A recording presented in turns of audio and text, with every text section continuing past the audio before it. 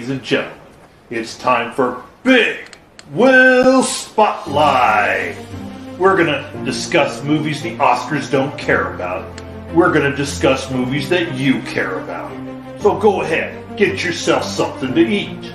Get yourself something to drink.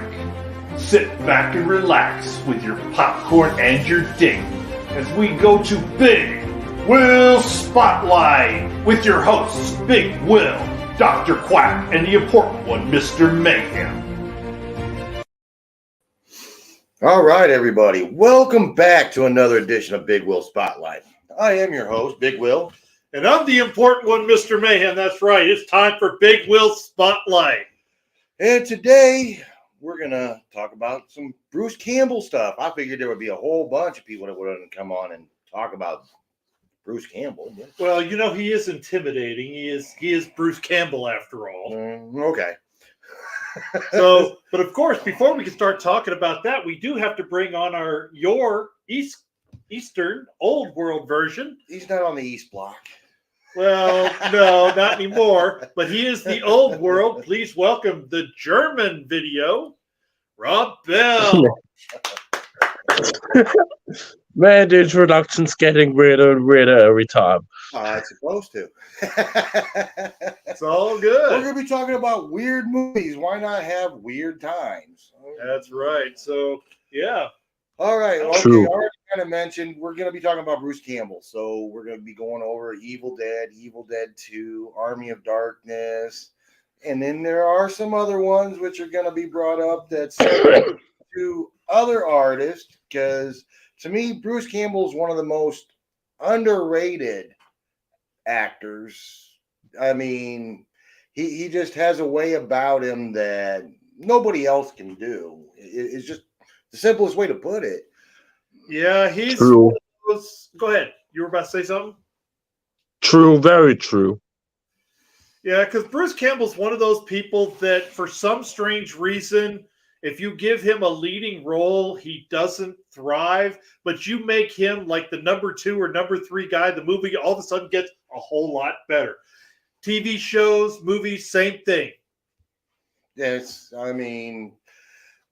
just one of the things. It's like the only thing I can come up with for Evil Dead, it's got a nice little underground cult following for the most part. Why it didn't end up becoming a bigger movie than what it did. I mean, the only thing I can come up with, it's a small budget. I mean, they only had $350,000 to make the original movie. And they did something in that movie you'll never, ever, ever see again. They had a tree rape a woman. Ooh. I'm not kidding. I am not kidding. I mean, Poltergeist, they had a tree eating a person, you know. Yeah. That's completely different. Yeah, totally different type of eating. So, we're going to have a little fun with this. I mean, Evil Dead, and Evil Dead 2, and Evil Dead 3, they all play together. Can't say Evil Dead 3, I'm sorry, Army of Darkness. Mm-hmm. All just, tie in together. And it's all about a book, for the most part. Yes, the Necronomicon Des Mortis, or the Book of the Dead. There we go. Evil Dead, they go to a cabin, they find it, release the demons, everybody, Yeah. So the second one, apparently a professor had the book at some point in time and created a whole bunch of recordings that Bruce Campbell's girlfriend because the first one died. Yes. Yeah. And then the second one, she found the recordings and ended up going to the cabin. Of course, Bruce Campbell's got to go there to save her. But Army of Darkness, how to put it? I mean, that one just ended up being pretty much a guilty pleasure for, yeah. I mean, goes back in time. Right. To end up having to battle the Army of Darkness, of course, in medieval times. So Rob, have you seen the Evil Dead series of movies? The original ones, because they did do a remake of Evil Dead. Yes, they did. Yeah, I know they did a remake. I did vomit on the remake, but the original, oh, guilty pleasure of mine. It's a really guilty pleasure. Yes. But since we I already mean, brought up the remake, we're going to talk about the remake real quick. It wasn't a horrible movie. They had a very big budget, apparently, to go through and do it, and did a good job with the CGI. And I almost want to say maybe the pandemic might have killed off any further movies because they did leave it where there could have been a continuation. And that's true. And Rob, I agree. I am not a big fan of horror movies, but the Evil Dead series is a guilty pleasure. I, Go ahead. I'm a big horror movie fan.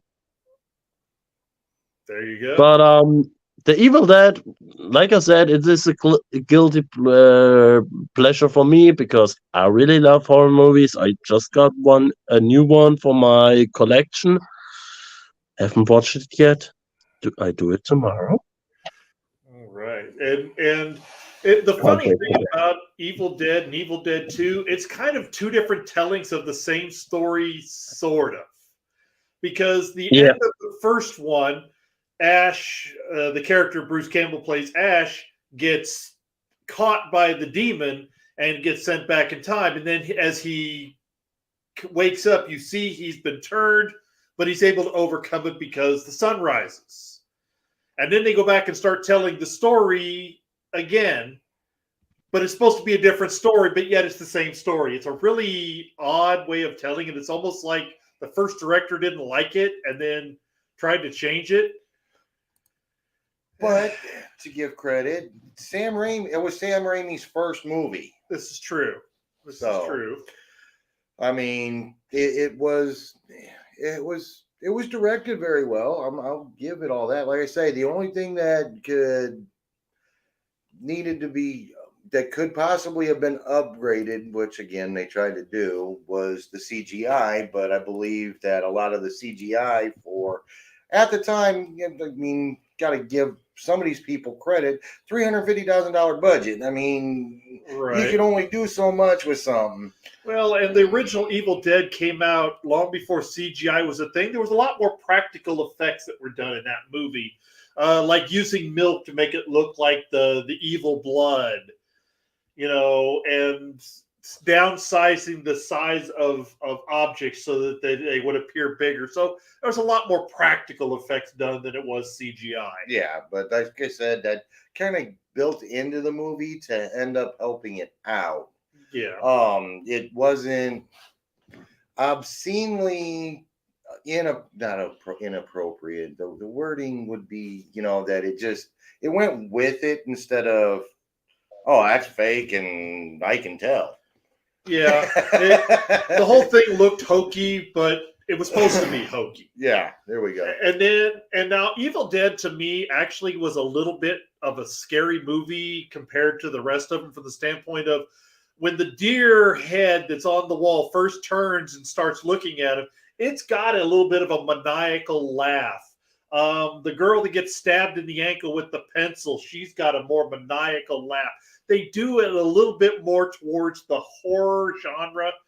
But Evil Dead 2, when Bruce Campbell is beating the crap out of himself, or his hand is beating the crap out of him, it turns into a comedy routine. But it's still funny and still worth watching. Yes, it is. Yes. I'd say. Yes, and go ahead. Not gonna lie, a pencil into the leg always works for everything. But it has to be a sharpened pencil. If you buy a normal one who is not even sharp, forget it. It doesn't work anything near. It hurts even worse. And I mean, I know what I'm talking about. I mean, yeah. I accidentally stabbed myself with a pencil. I think most of it. And I still have the mark I still have on my body. Nice. But yeah, Evil Dead 2 became a little bit more comedy. I mean, it still had a horror sense to it. I think the story was better for 2 because that's the famous scene for those of you that have only seen The Army of Darkness. Evil Dead 2 is where Ash loses his hands. And they talk about that. Yes. So I mean, it's just one of the things that you the two was much more by the overviews. Basically, Evil Dead is just a fantasy horror, whereas 2 is actually dark comedy. Yes. By the overview, so that's where that comes into play. What, you didn't like that? I liked it. I liked it. I should. I'm watching something on television. I'm just shaking my head.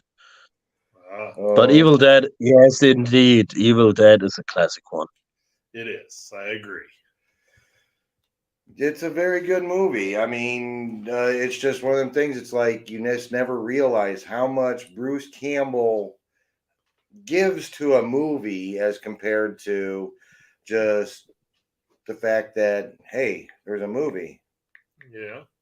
And Evil Dead 2 was a lot of Bruce Campbell acting by himself. So it goes into the same vein of like a Gulliver's Travel that Jack Black did, or Tom Hanks in Castaway, where they have to act by themselves. And that actually is a tough skill, to be able to draw from yourself when you have no one around to help you. Or at least pretend that there's no one else around you to Right. draw from. Right. So, I mean, it's just because, I mean, you sit there and brought up a whole bunch of great actors and everything like that to end up helping out and everything like that.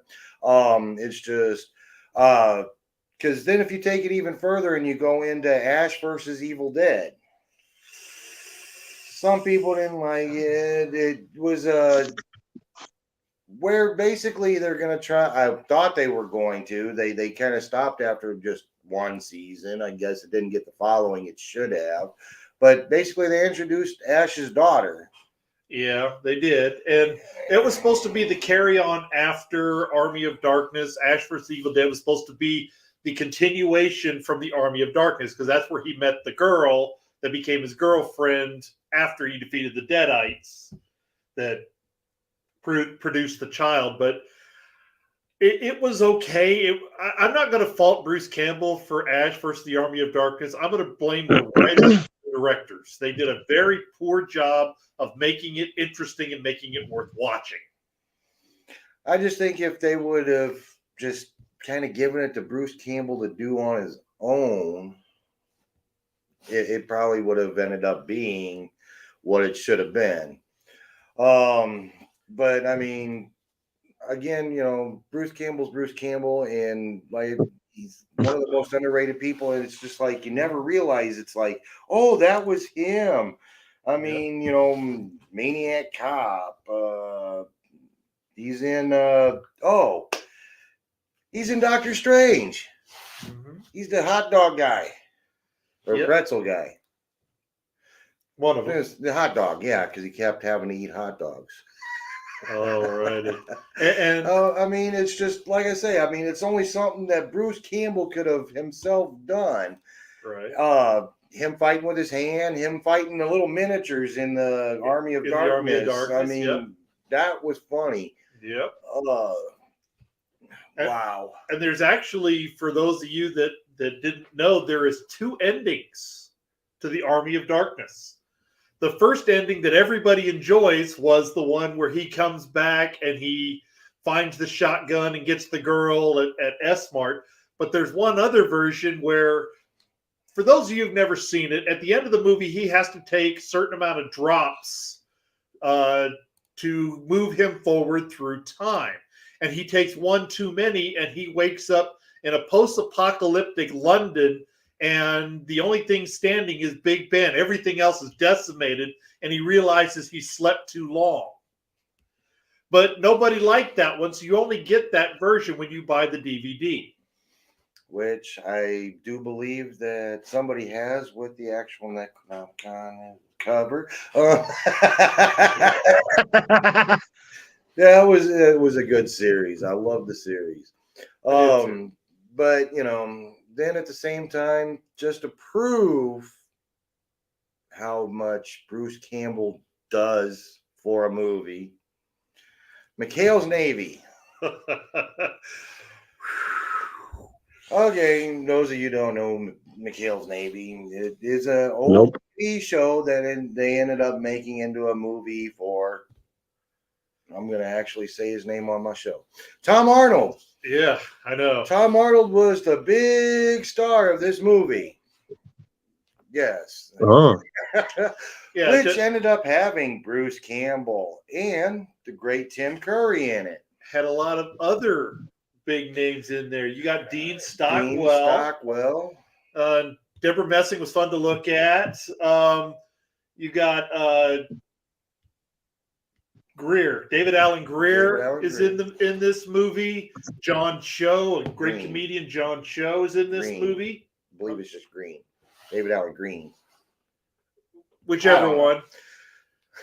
We're not talking Do we need this? about him today. But the original McHale, and it's even got the original McHale from McHale's Navy, Ernest Borgnine. So the TV show came out in the 60s about a U-boat, and they decided to move it forward by saying that Tom Arnold was McHale's son, the original McHale. Who was, and while Tom Arnold is this is another one of those guilty pleasures because it's got Tim Curry and it's got Bruce Campbell. The two people who saved the movie. Well, and David Allen Greer, I will say, saved the movie with the lieutenant that he plays.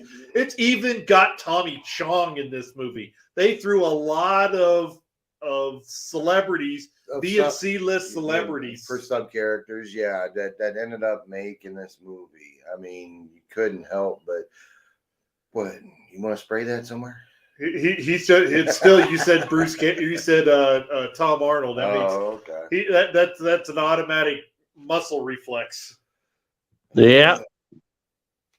But I mean, at the same time, like I said, this is going to be kind of about cult classics. It's just the mainstay of starting with Bruce Campbell.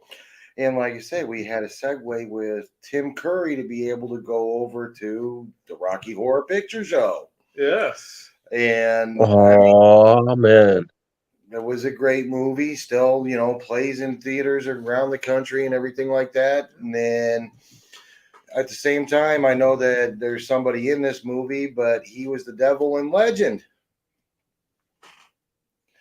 So, I mean, it's just one of them things you could sit here and talk about segueing into cults all day long because between the two of these, it's almost like you got Kevin Bacon on the show. Yeah, almost. So since he brought up Rocky Horror Picture Show, Rob, have you seen that? And do they do the midnight screenings in Germany? Oh, I had the DVD. That was yes. If it's on television, I don't remember it anymore. It is long time ago. I watched it. Yeah, midnight screenings is what they actually, when you go watch it in the theaters and you do the performance stuff, like you throw the toilet paper and you throw the cards and you squirt people with squirt Sadly, guns. no. Okay. No. Sadly, no. Yeah, it's a very popular thing here to go to the midnight showings. We don't have midnight showings. And Neil's agreeing, another classic here. We don't have midnight. Go ahead. One thing, we don't have midnight showings in Germany, but we got All Elite Wrestling in cinema. There you go. But so Rocky Horror Picture Show, for those of you who haven't seen it, it is a musical, by the way. Tim Curry actually could sing. He was a Broadway performer. So was Susan Sarandon. Susan Sarandon was a Broadway singer and Broadway performer. And Barry Bostwick was also a singer and performer. And the three of these were the stars of Rocky Horror Picture Show. Which did end up including Meatloaf in there, too. Yes. Meatloaf, the same singer of Bat Out of Hell and I'd Do Anything for Love, but I wouldn't do that. The same Meatloaf. Yes. They were all in this movie, made it a great movie, and it's just, hey, go watch some of these shows that I talk about. There you go. There you go. So yes, definitely Meatloaf was in it too. Meatloaf went on to be a great actor, great performer. He's sadly now passed away. So go check out some of Meatloaf a Day's stuff. So, since you've got other classics, cult classics you're talking about, let's spin one to the European side. It's not from Germany, it is from England. Monty Python and the Search for the Holy Grail. Oh, good God. Oh, my. You got a thought on that? Come on. You had to bring it up. You had to bring it up, right? Well, we got Europeans on the show. Why not? Yeah, why not? We got to have a European. Yeah. I know the movies, but it is not my type Not of your cup of movie. tea. Oh, how about Not the my. Monty Python players in general? Do you watch the Monty Python players? Flying Circus.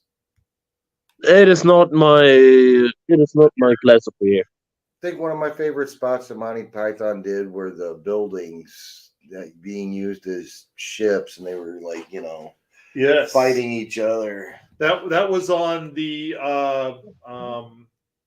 Was it Life of Brian? no the Everything You Ever Want. No, that's it'll come to me here in a second. Yes, that is true. Meatloaf was trained in singing opera. Yep. Thank God he didn't. So, yeah, the Search for the Holy Grail actually was a very controversial movie in the European world because a lot of the European countries still have what are known as blasphemy laws, which means if you talk bad about God, your movie could not be allowed to be shown in theaters. And the movie for like 7 years was banned in the United Kingdom because it violated blasphemy laws. Yeah, it is still banned in Poland. Did too. Both of them did. It is still banned. 12 years. In Poland, it is still banned. Yep. Because Poland is really strong. Yeah, that is all. There you go. Burn some DVDs and sell them, man. So, well, we've got some people here watching. What are some other great cult classics that we could discuss? If you've got one, leave one here in the comments. We got some other great cult classics here we can talk about. Oh, we can talk about anything. As I pointed out, I mean, you got people that could segue into several different things. I mean, hell, talk about a guilty pleasure movie that you didn't want anybody to know to know that you ever watched. No, I'm fine. Got one here. Toxic, even though they couldn't spell it right. Toxic Avenger. Ooh. I don't know that. That must have been Quack. It's got to be Quack. I'm sure it was. He's gonna sit there and pull up a whole bunch of them stupid horror movies that not horror movies are all stupid. The ones that fall into my God, that movie was so stupid I had to laugh through it, and it's considered a horror movie. Well, here's one here coming up. One I'm not familiar with, but how about you? Dinner for One? That is what I was talking a few shows ago about New Year's Eve classic in Germany. Okay. All right. That is what I talked about in a few episodes ago with like I said, that is a classic German New Year's Eve show about an old lady who's celebrating her 90th birthday. All the friends are already 6 feet down, and her butler has to play all the people. And he's getting drunk as fuck. Yeah. Another one that comes up here, Repo Man. Not one I'm familiar with either.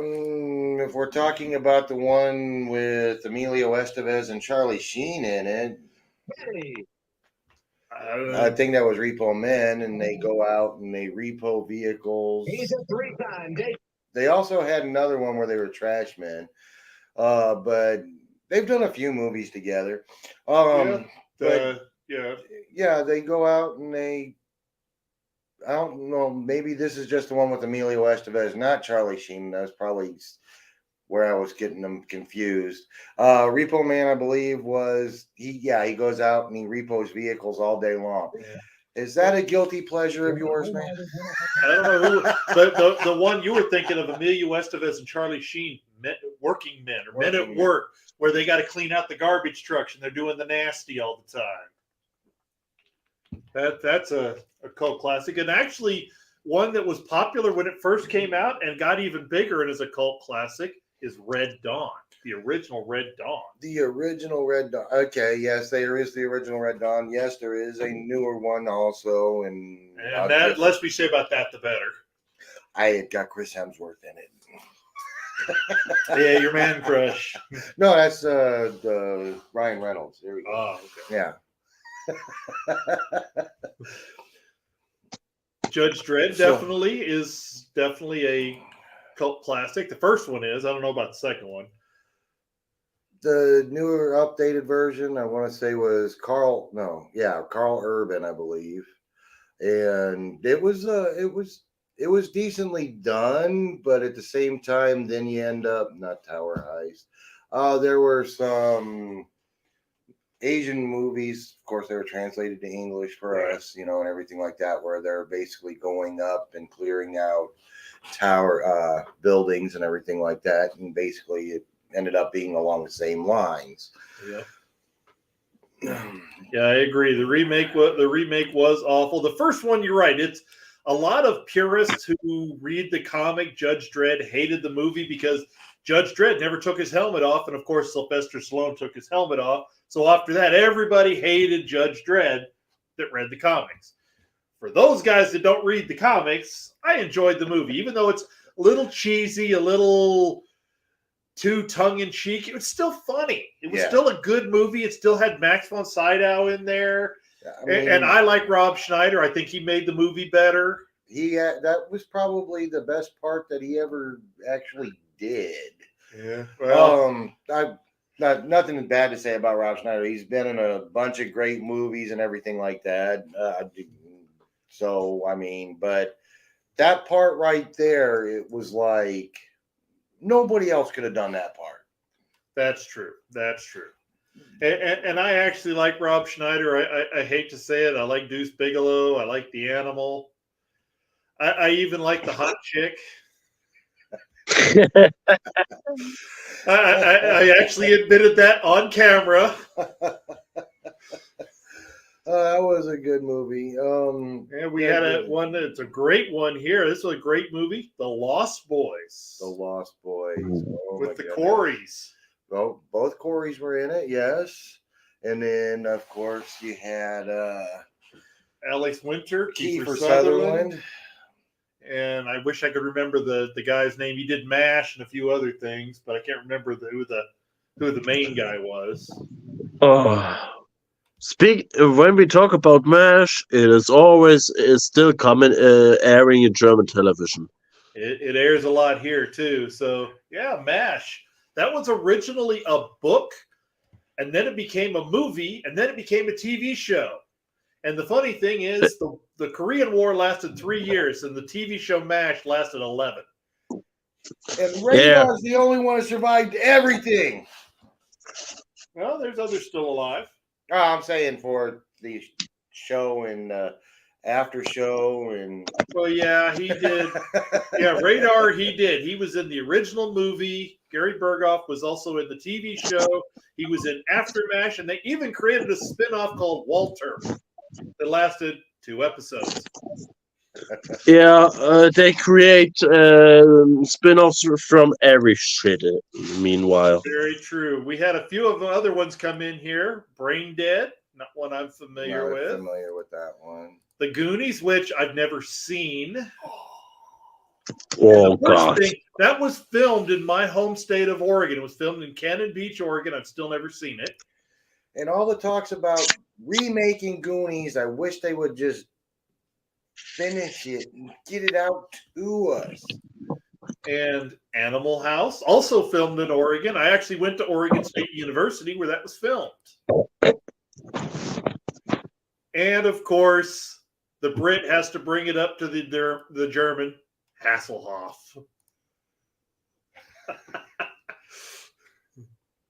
Hey, the Hoff is a big deal over there.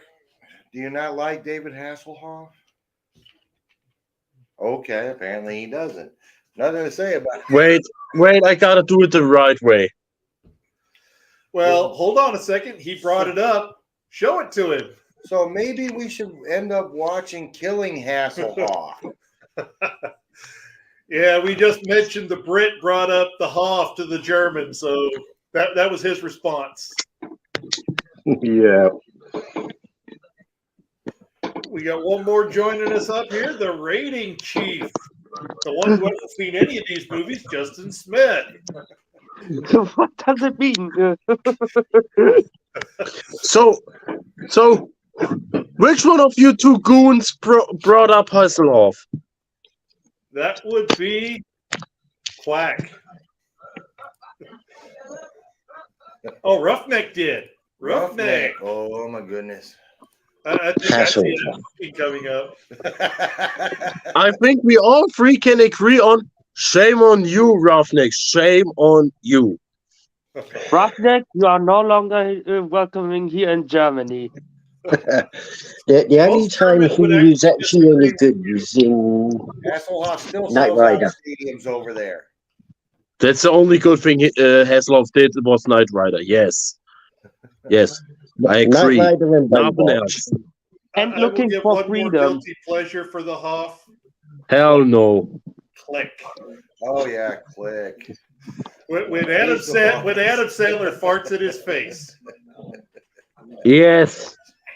Hold on. Didn't he done Baywatch as well? Yep, Do what? he was the original Baywatch. Yep. Yeah, okay. Okay.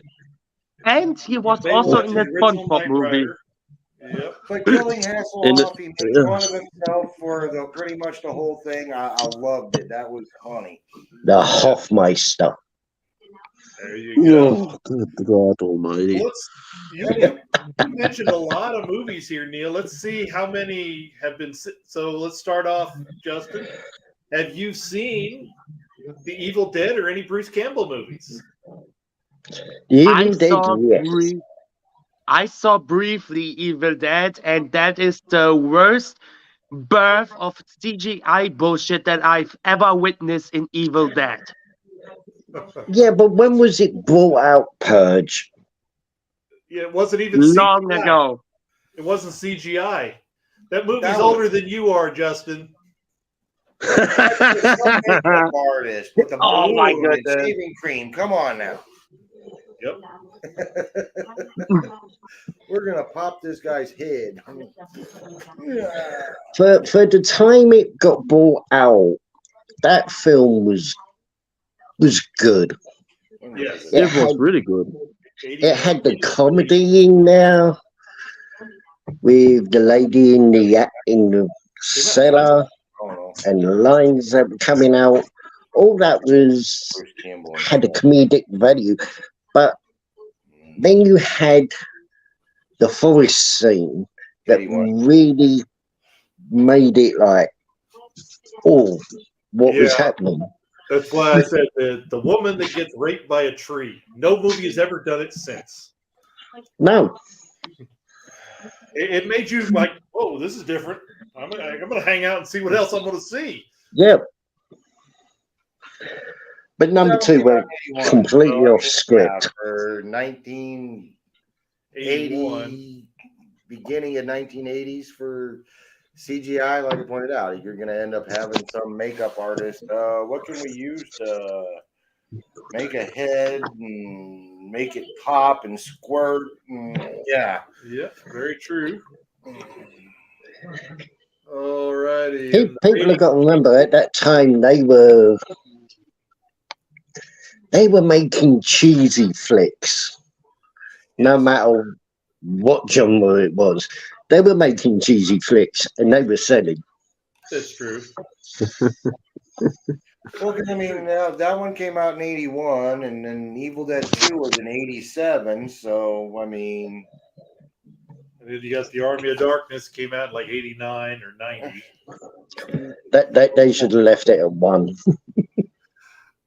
Well, Yes. Yes. Yes. As we mentioned, 92. 92. As we mentioned, the first and the Evil Dead 1 and Evil Dead 2 were kind of the same story told in different ways.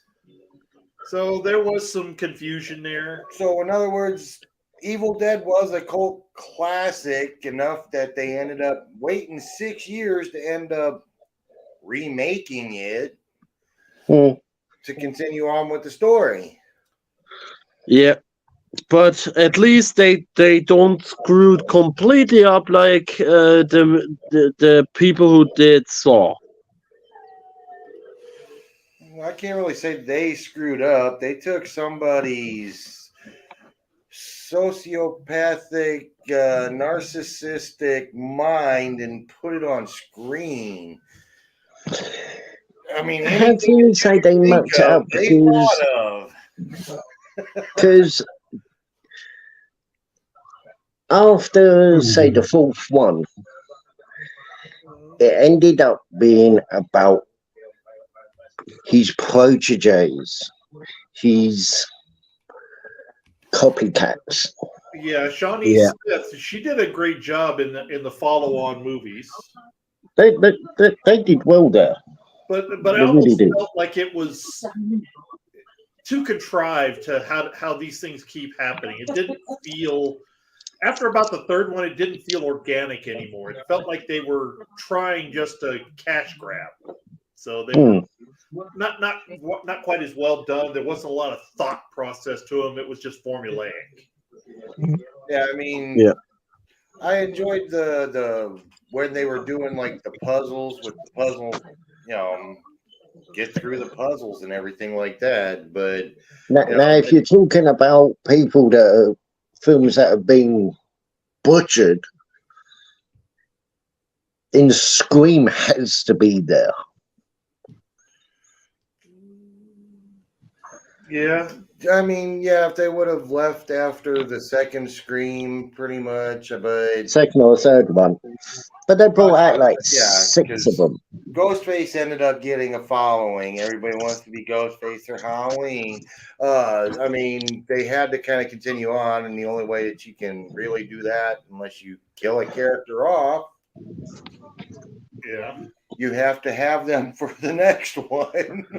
Well, to tell you how much of a following the Ghostface had, we have the knockoff horror Scary Movie 1, 2, 3, 4, and 5. What you got yourself? And 6 coming up. And the sixth movie of that's Scream. My bad. Yeah. We do get they were entertaining. 4 of them before she got too old to play a high school student anymore. So but we do get Chris Elliott and his strong hand, which is still referenced at my house.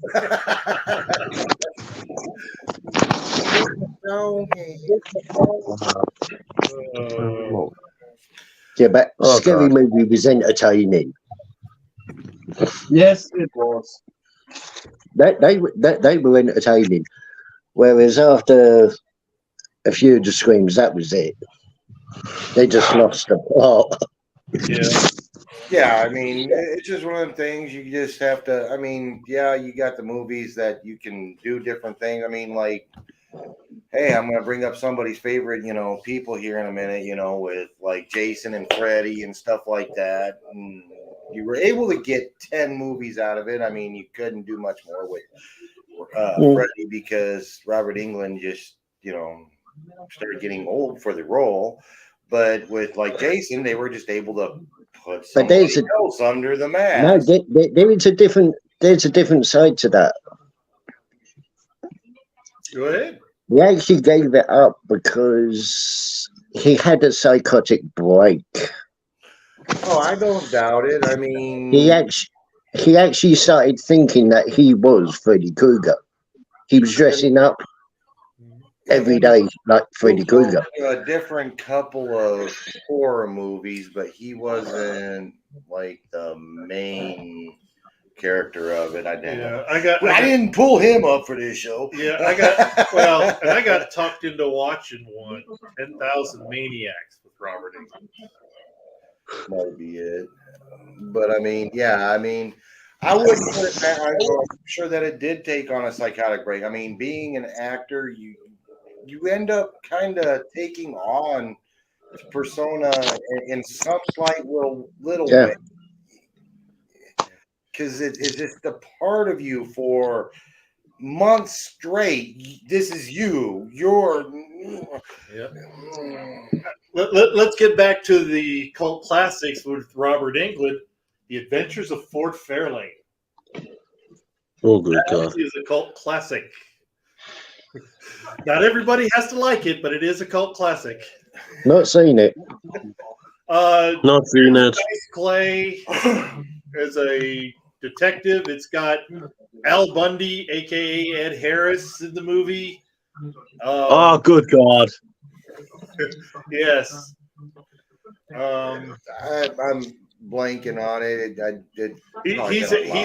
He's a rock and roll detective who has to try and solve a crime that has Gilbert Gottfried as the person that gets killed. It's hokey and it's silly. What hit you, Dice Clay? Another cult classic, Brain Dead. Yeah, you'd mentioned that one. I wasn't familiar with that one. I'm tagging out. Neil, I tag you in because I have to make food now. All right. See you later. So there you go. A hot tag. Brain Dead was a very slow. Get him off my show. Brain Dead was a very slow burning film. Okay. It was about a couple, and they ended up meeting the girl's mum. Okay. But the mum was a zombie, and she was decomposing, and it sort of do with this dinner they were having, and parts of her body was falling off in the food. Oh. And she was eating herself, Interesting. basically. Show another slice, anyone? It's a very slow film, but it was just a film that, if you're into weird type of films, that is definitely a weird one. Gotcha. That's something. Quack probably knows about it. Oh, I'm sure. Yeah, Sure I know Quack has seen it because he thinks Dr. Giggles is fine comedy. That's right. Arachnophobia. Sorry, had to throw another one out there for you. Arachnophobia. Oh, it's one John Goodman. He was the exterminator that came out to the farm to end up killing the spiders and everything like that. But having that big spider at the beginning and finding out what kind of spider it was the epitome of what I enjoyed it for. And sit there and think about that big 10-inch, Amazon spider, just bird catcher, that kind of thing. And it was just, wish they would have showcased its abilities just a little bit more than, the one where it looked flying at the guy's face. Yeah. That spider could have either been what I call a banana spider or a thespian blondie. Could be. There was like a 10-inch Amazon spider. Because it's enormous. They're real things. The banana spiders, they do grow big. And the Goliath bird-eating spider is actually one of the largest in the world. It's actually in the Guinness Book of Records. Nice. And it takes 2 pages up. Yeah. If we're going to have one more cult classic, you have to mention the cheesiest movie of all time, Attack of the Killer Tomatoes.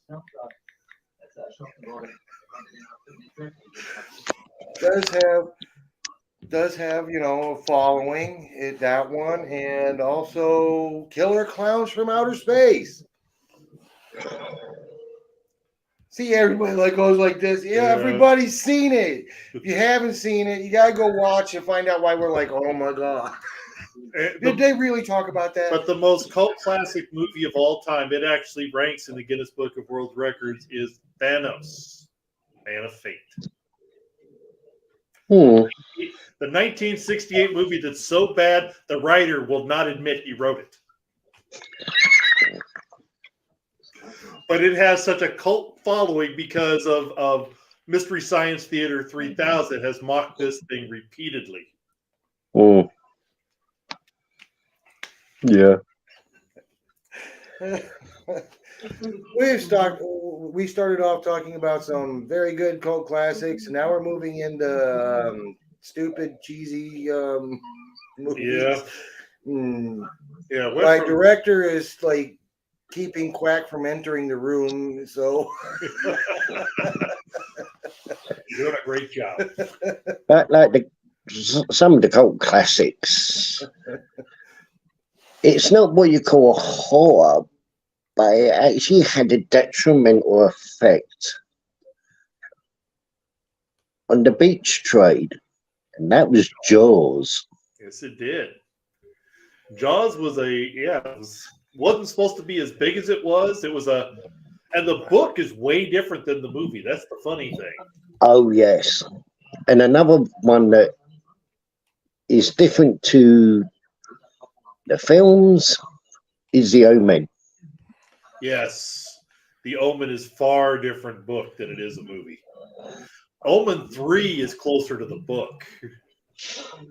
Problem with taking a book and trying to make it into a movie is that you've got a book that takes you a week to read, for the most part. If you spent 2 to 3 hours and that was it on the book, to make it an hour and a half long movie at this time, people wouldn't want to sit in the movie theater for 3 hours to watch a movie. Yeah. I mean, that's like with a lot of the Stephen King movies. Well, The Stand is a 1,500-page book, and he did 6 hours, and he still missed probably 500, 600 pages. Yeah. I mean, I've read that one several times, and then I was going to say with the Omen, they actually missed a whole book. Yep. Or this is one. This is probably a little out of your realm. The book Les Miserables is almost 2,500 pages. How are you going to turn that into a 2-hour movie, let alone a 3-hour musical? They skip. There's write-offs or writings of parts of Les Miserables just to cover like 10 chapters, and it's still 3 hours long. That book is monstrous. Oh yeah. So I mean, it's all out there. It's all stuff that you want to go. Hey, if you want to go read the book and then check out the movie, by all means. Every single Stephen King movie is not anything like the book. I can guarantee that one. Some of them are fairly close because he does turn off on them, but yeah, there's definitely some differences. He helps out. He won't let some things be left out. But and like to go back to The Stand, at least The Stand is somewhat close. There's a lot of things that got left out, but at least the progression is fairly close. Very much. Oh yeah. But then you go and watch the one with the meatballs. Tommy Knockers? No, not Tommy Knockers. The Time Eaters. You're throwing me off. Body Snatchers? No. It's Stephen King, where basically the world is getting eaten by these little balls. They're all on a plane. They can't end up landing. Right, because they go through. They get phased out of time. But that was not very close to the book. No. But a lot of them are, and some of the really good, and then some of the good Stephen King books that become bad movies, or bad books become good movies. Yeah. Like Rose Matter as a movie. One of those things. I think it was called Vanish or Skinny. I don't know. Where the bloke got Escaping me right off the cursed. top of my head. But that might be a good topic for next show. What's that? Stephen King? Stephen King movies. Wow. Yeah, we're moving away from wrestling right off the, for the moment, which we did for this show, and we're gonna do it for another one. What? Why not? So we'll end up coming back and talking about like Thinner The one book that I read Salem's and Lot. actually one book I read that I actually saw the film on, that was virtually spot on. There we go. The Langoliers is the one with the meatballs. Yeah. All Yeah, right. the one that the film that I watched was virtually spot on to the actual book was a film called Return of Nat Gang. I watched the film and I read the book. They are virtually spot on with each other. All right. So we got anything else except get ready for next show? We're gonna get ready to get out of here so we can go on to the next show. So yeah, we're gonna surprise, intro into like doing Stephen King. Just do a show on Stephen King. All righty. So thank you for joining us, Neil. And thank you to Rob Bell, who had to step out a little bit early. Yeah, leave 15 minutes before my show ends. Well, he's so skinny, if he doesn't eat, he'll blow away. Go to work, get a job. There you go. All right, everybody. We'll see you next time.